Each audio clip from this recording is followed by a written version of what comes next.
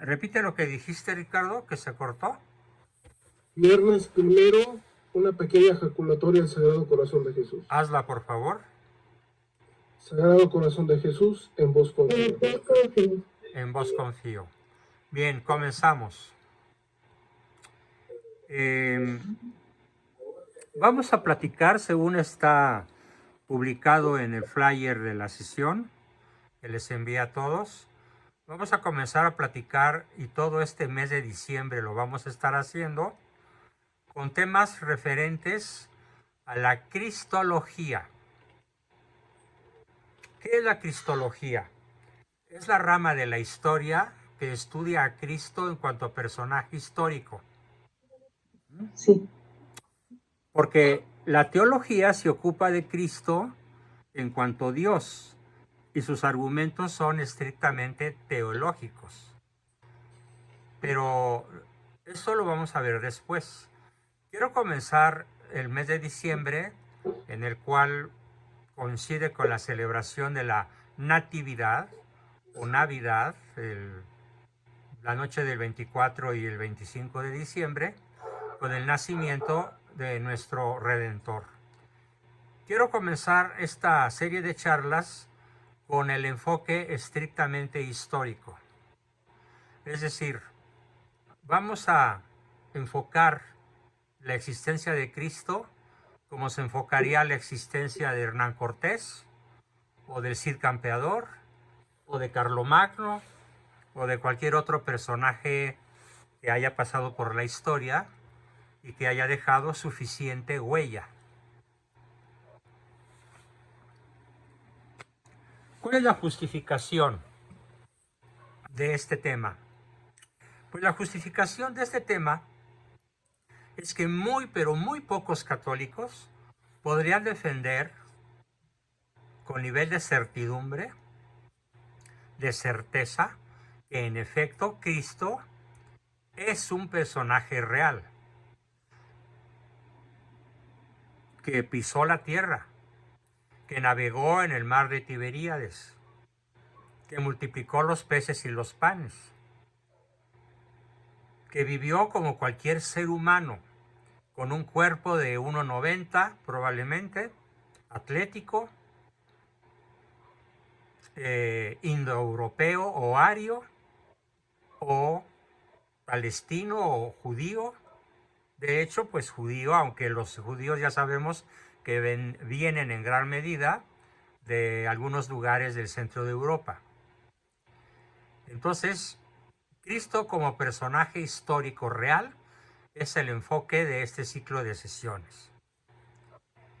Y esto también vale la pena porque me he enfrentado a lo largo de mi carrera a muchísimas personas que me dicen: oye, Juan Bosco, pues mira, yo crecí como una persona estrictamente racional.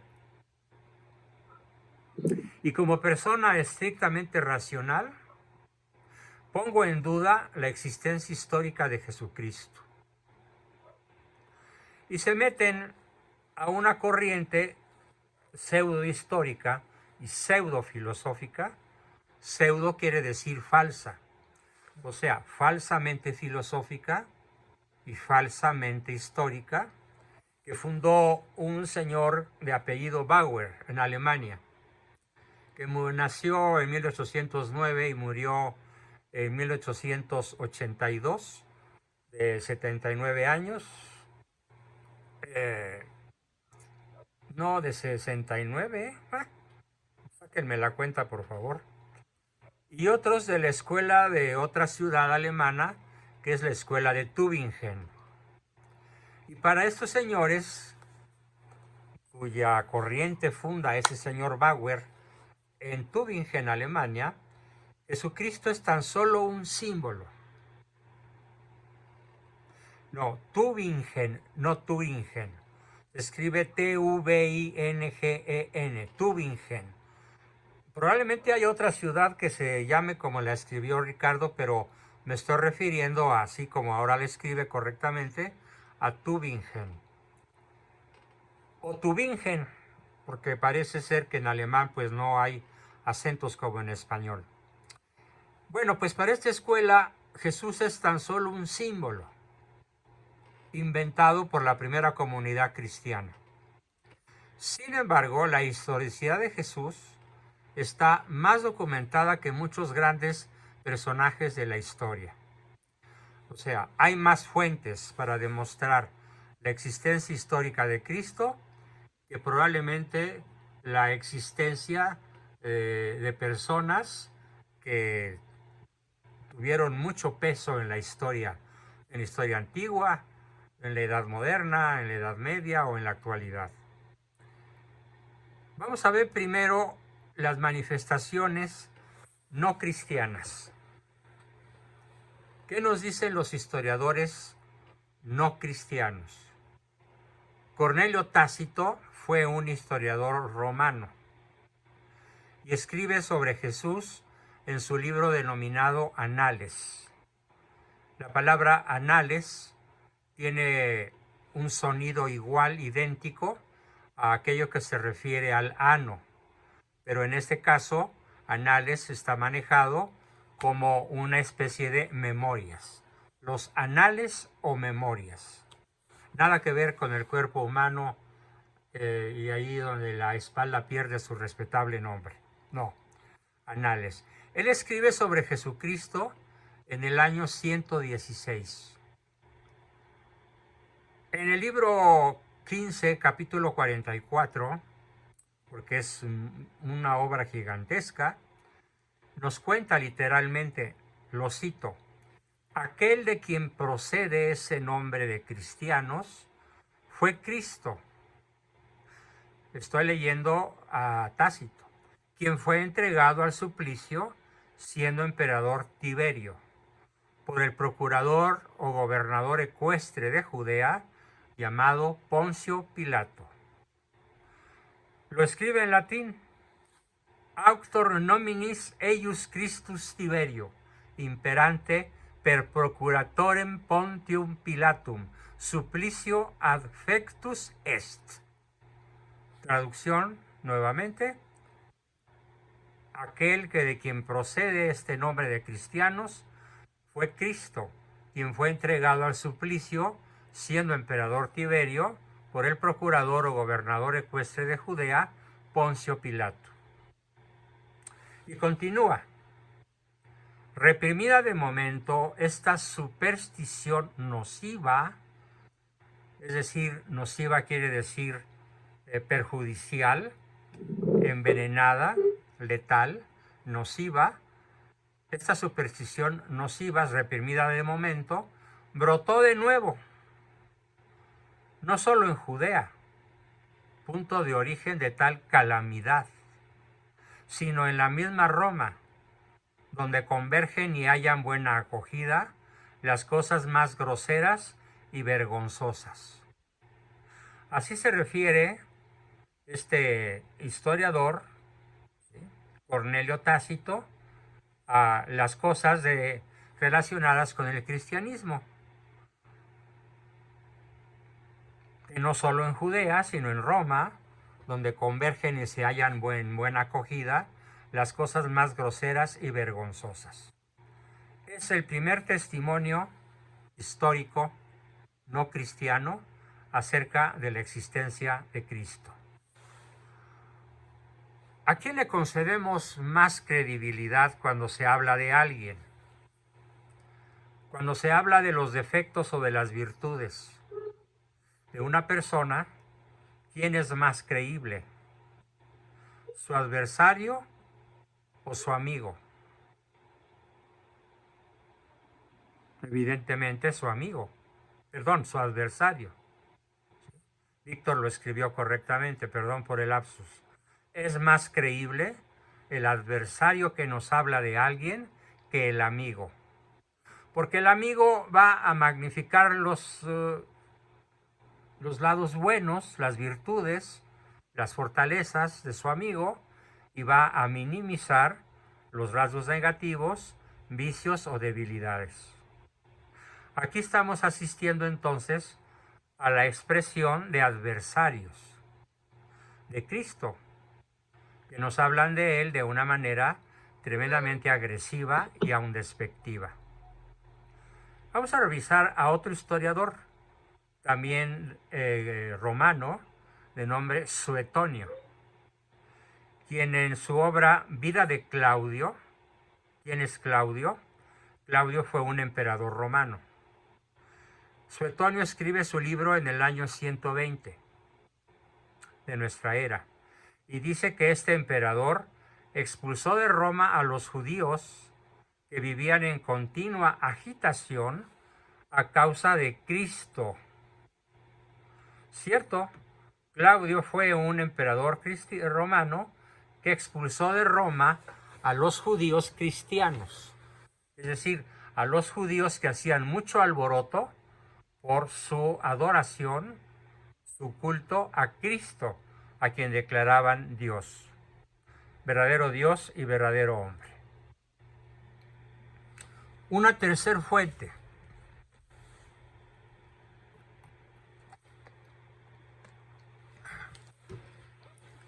La tercera fuente que hoy voy a citar es la de Plinio, P-L-I-N-I-O, Plinio el Joven, gobernador de Bitinia, una provincia romana, quien en el año 112 encarta al emperador Trajano. Este señor Trajano fue un emperador tremendamente poderoso que manejaba ejércitos prácticamente invencibles y que ensanchó el territorio de Roma de manera continental. Pues Plinio el Joven, gobernador de Bitinia, le escribe a Trajano, emperador romano, diciéndole: los cristianos tienen por costumbre reunirse en un día determinado, o sea, los domingos, fíjense, los domingos, al amanecer, para alabar a Cristo, a quien consideran su Dios.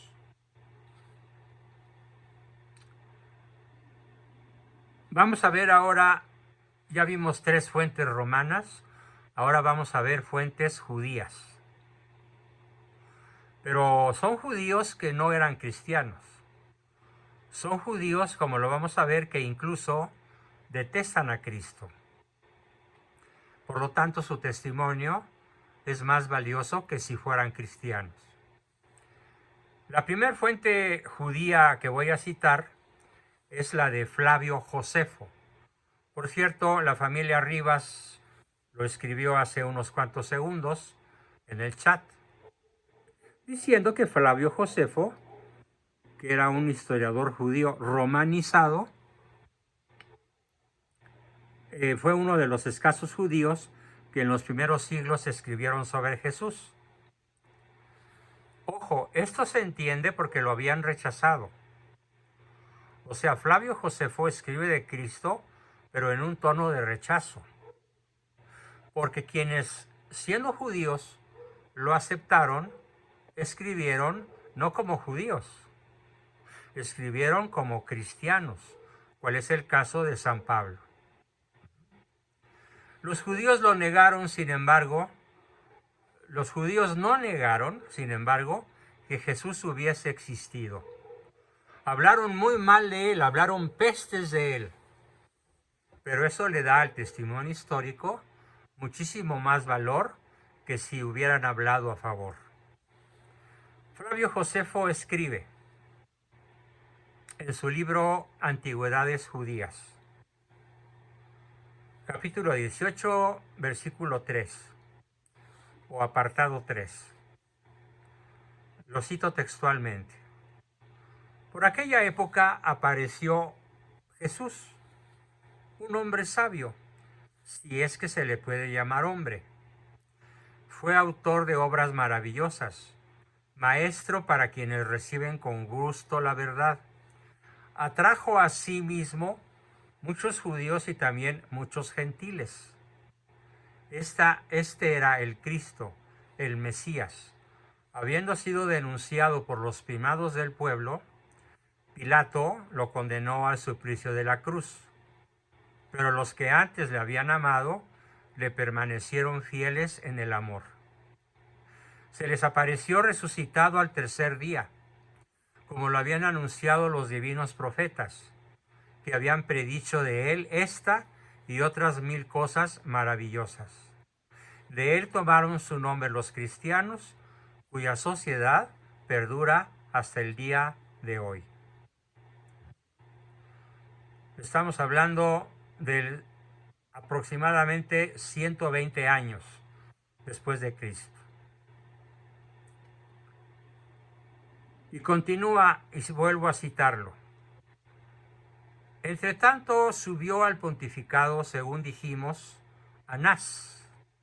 Acuérdense, Anás y Caifás, los sacerdotes y fariseos que juzgan a Cristo. Anás, el más joven, de índole feroz y extremadamente audaz.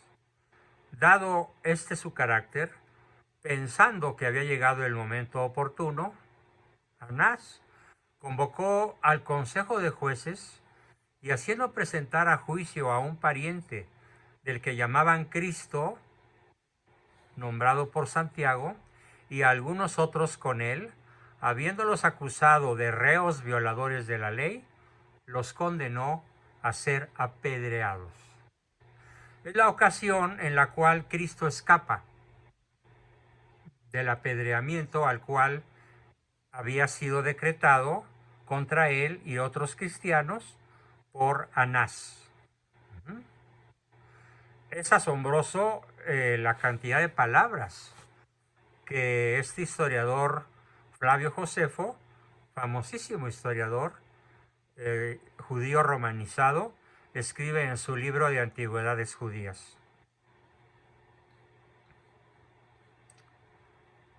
Algunos historiadores dicen que los textos de Flavio Josefo contienen textos interpolados, es decir, metidos posteriormente, pues se guardó en silencio hasta el año 311, en que lo recuerda un historiador llamado Eusebio de Cesarea, nombrado por el señor historiador Lagrange Batifol. Pero muchos otros, incluso el racionalista alemán Adolfo Harnack, lo consideran genuino. Consideran genuino el testimonio de Flavio Josefo. ¿Por qué? Porque ya aparece en todos los códices. El hecho de que no haya sido anteriormente citado no extraña, pues las obras de Flavio Josefo no eran conocidas entre los cristianos. Entonces, si las obras de Flavio Josefo no eran conocidas entre los cristianos, es evidente que los cristianos no pudieron interpolar textos en el texto original de Flavio Josefo. Este es un argumento arrollador. Flavio Josefo habló también de otros pretendidos mesías en su tiempo. Según algunos, lo que arriba aparece en cursiva serían interpolaciones de un copista cristiano. Pero aun si se eliminasen estas líneas, el testimonio histórico dado de la existencia de Jesús permanece gracias al irrefutable testimonio de estos 4 historiadores no cristianos. Hasta aquí está la cita de los historiadores no cristianos y ahora nos vamos al testimonio cristiano. No por ser cristianos son menos valiosos.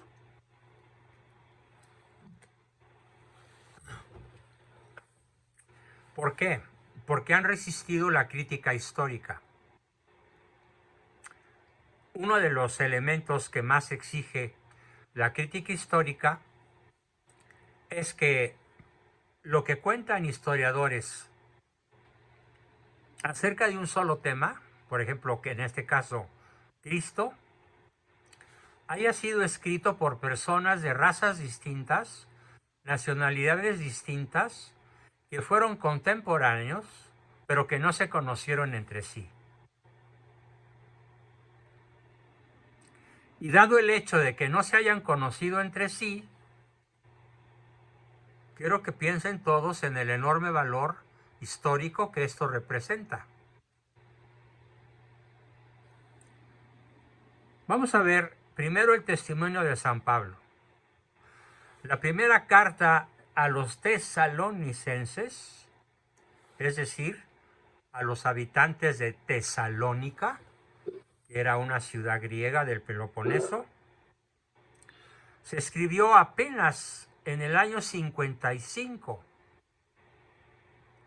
San Pablo escribe su carta a los tesalonicenses en el invierno del año 55 de nuestra era. Y es evidente que en ese tiempo el cristianismo se fundamentaba en el seguimiento de una persona histórica llamada Cristo. Ahora, testimonio cristiano que acepta y que resiste la prueba del añejo. Es decir, Lucas, Marcos, Mateo y Juan, personajes de diferentes lugares geográficos que escriben simultáneamente cada quien su evangelio, sin haberse puesto de acuerdo. Los 4 evangelios relatan en detalle la vida de Jesús. Los escritores mencionados, Lucas, Mateo, Marcos y Juan, fueron testigos de los hechos, fueron testigos presenciales de la vida de Cristo. Al escribir no tenían nada que ganar en este mundo, más que persecución, sufrimiento y muerte. Los 4 evangelistas murieron mártires. Los 4. Es más, los 11 apóstoles fieles murieron mártires. Solo Judas murió por suicidio. La muerte de Jesús en la cruz, desde un punto de vista estrictamente humano, ¿qué hubiera significado? Bueno, pongo un ejemplo que en otras ocasiones, en otras clases de historia ya he citado. ¿Qué acontecía con los ejércitos de las huestes mesoamericanas o sudamericanas o de indígenas de Norteamérica? ¿Qué sucedía con ellos cuando el líder visible era asesinado? Como acontece en una de las batallas más importantes de la conquista, en las cuales la Malinche le señala a Cortés: mira, aquel que ves en aquel montículo dando órdenes es el Tlatoani. Si tú lo matas, si alguno de tus soldados lo mata, todos nuestros atacantes, que eran más de 100,000, se van a dispersar. Y habremos triunfado.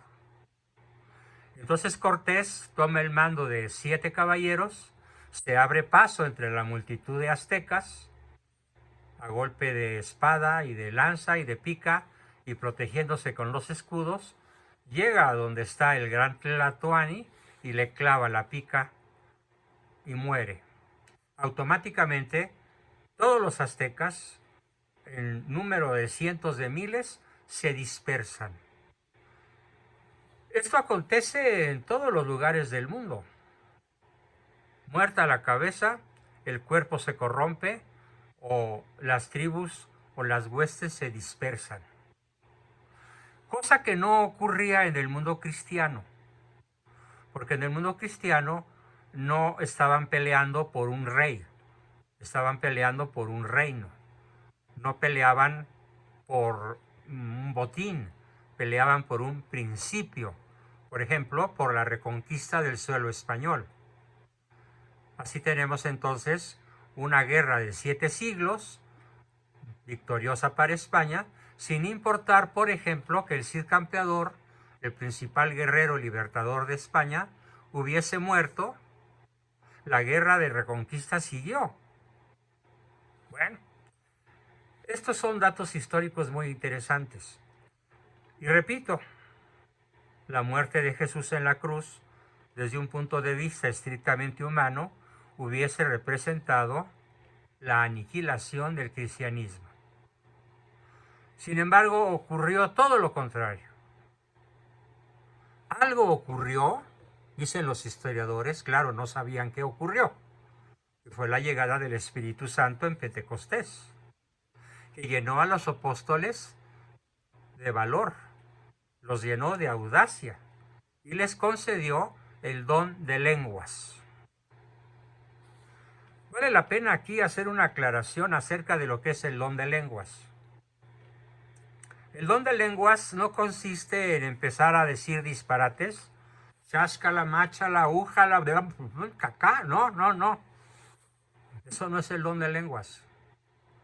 El don de lenguas estrictamente consiste en que yo hablo español, por ejemplo, pero entre mis interlocutores existen 100 etnias diferentes, cada una con su lenguaje, cada una con su dialecto.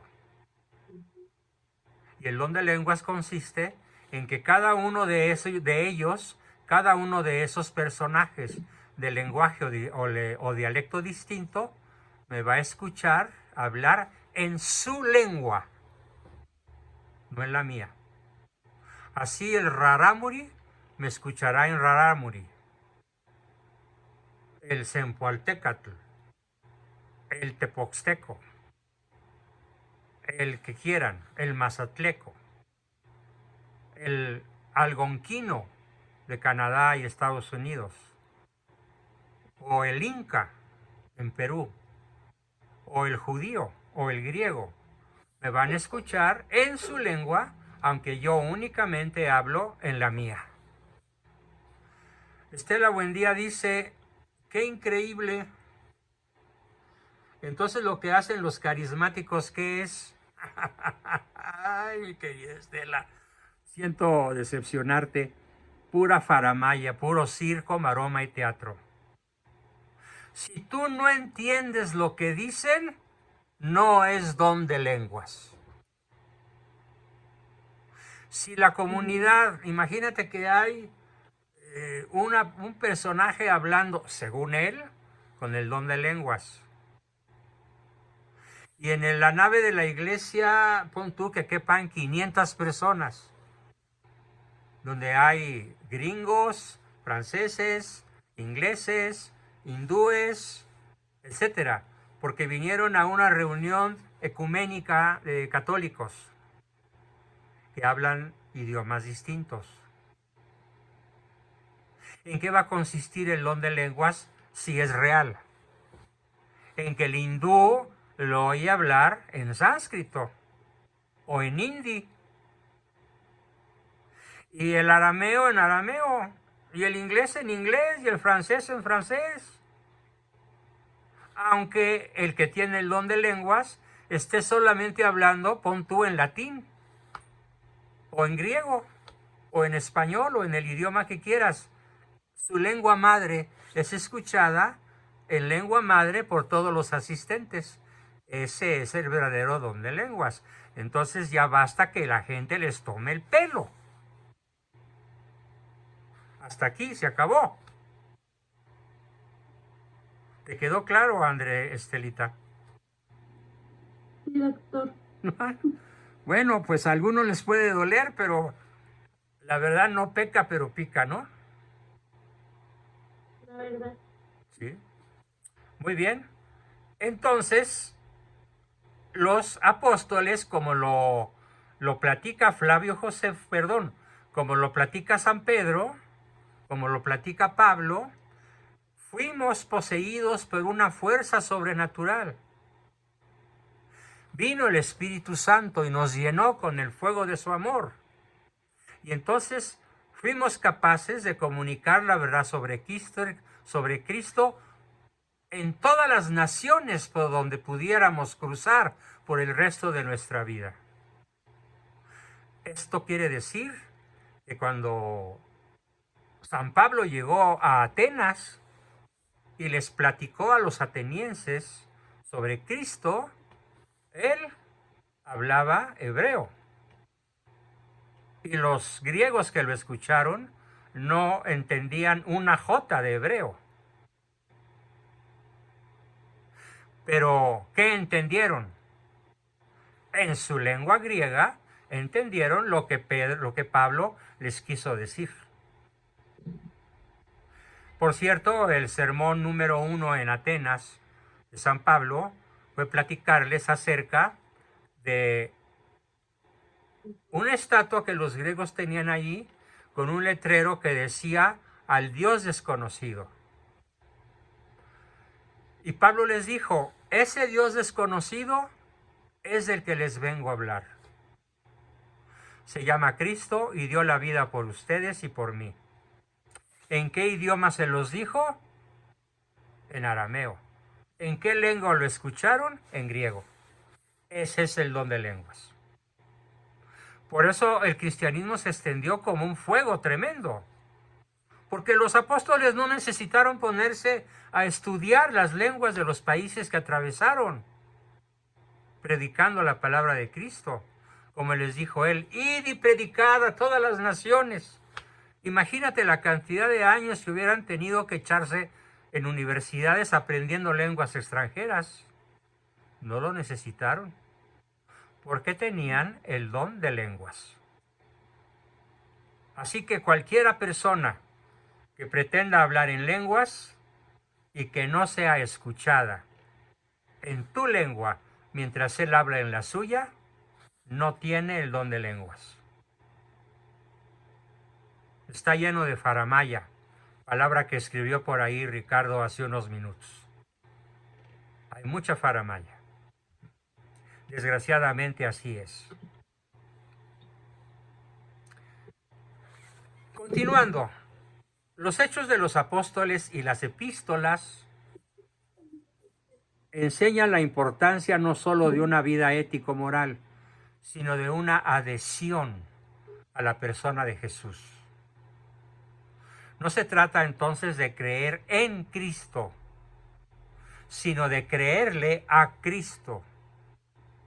Es muchísimo más profundo, muchísimo más comprometedor creerle a Cristo que creer en Cristo.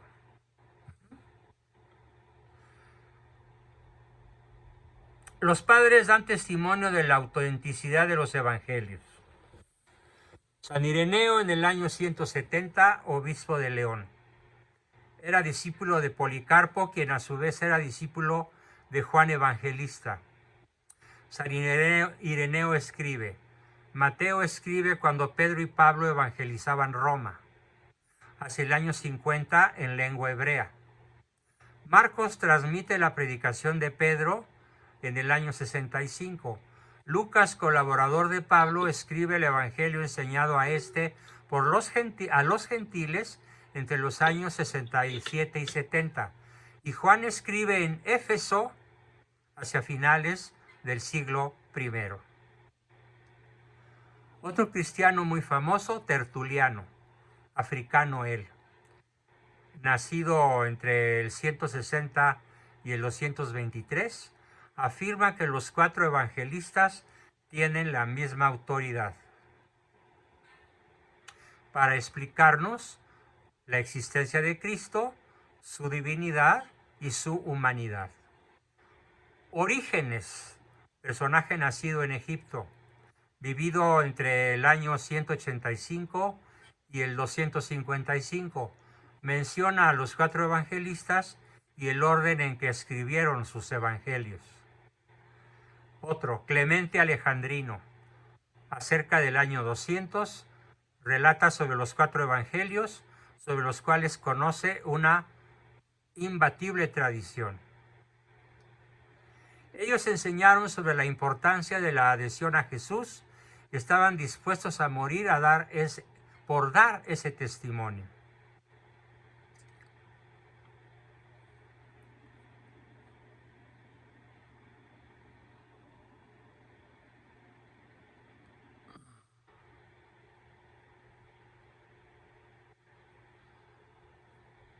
Dice Ricardo que hay otro don de lenguas, que es el de ser entendido y entender numerosas lenguas, y este también lo he visto en persona. Bueno, yo no lo he visto, pero seguramente existe.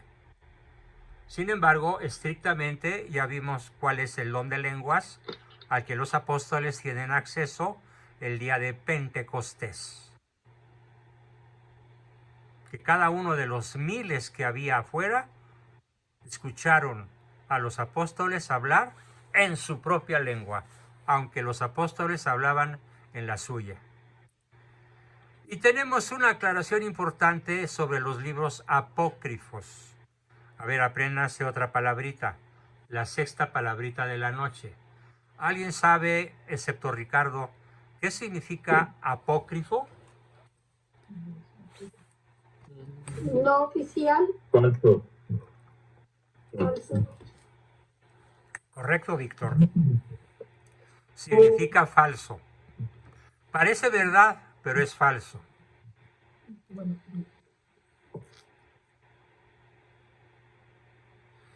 Como el Padre Pío, dice Amparo Arredondo, que confesaba a personas de diferentes nacionalidades sin saber otros idiomas. Magnífico ejemplo, por supuesto. Los libros apócrifos son libros no reconocidos en el canon de las Sagradas Escrituras, pero que hablan sobre Jesucristo, ojo, como un personaje histórico. También los libros apócrifos hablan sobre Cristo como un personaje histórico. Claro, como son falsos, hay divergencias notables sobre su naturaleza y doctrina. Pero aquí viene lo valioso de los apócrifos, y es que no dudan de que Cristo fue una persona real. Ese es el valor de los evangelios apócrifos, falsos o no oficiales. La extraordinaria transformación de los apóstoles en Pentecostés y la propagación del cristianismo no es comprensible si no se toma en cuenta a Jesús como una persona real que inspiró y dio fuerza a sus seguidores para lograr semejante empresa. Esto fue tan arrollador, imagínense, que para el año 311 de nuestra era, menos de 300 años después de la ascensión a los cielos de nuestro Señor, el mundo conocido, el mundo romano, ya era cristiano. Y el cristianismo en ese año llegó a ser la religión oficial de los emperadores romanos. Al grado de que después, ese imperio que duró hasta finales del siglo XVIII, estamos hablando de 14 siglos, se le conoce en la historia con el nombre de la cristiandad. Y llegó un momento en que se llamó el Sacro Imperio Románico. Sacro Imperio Romano de Occidente, Sacro Imperio Romano de Oriente. Este con capital en Constantinopla, antes Bizancio, hoy Constantinopla.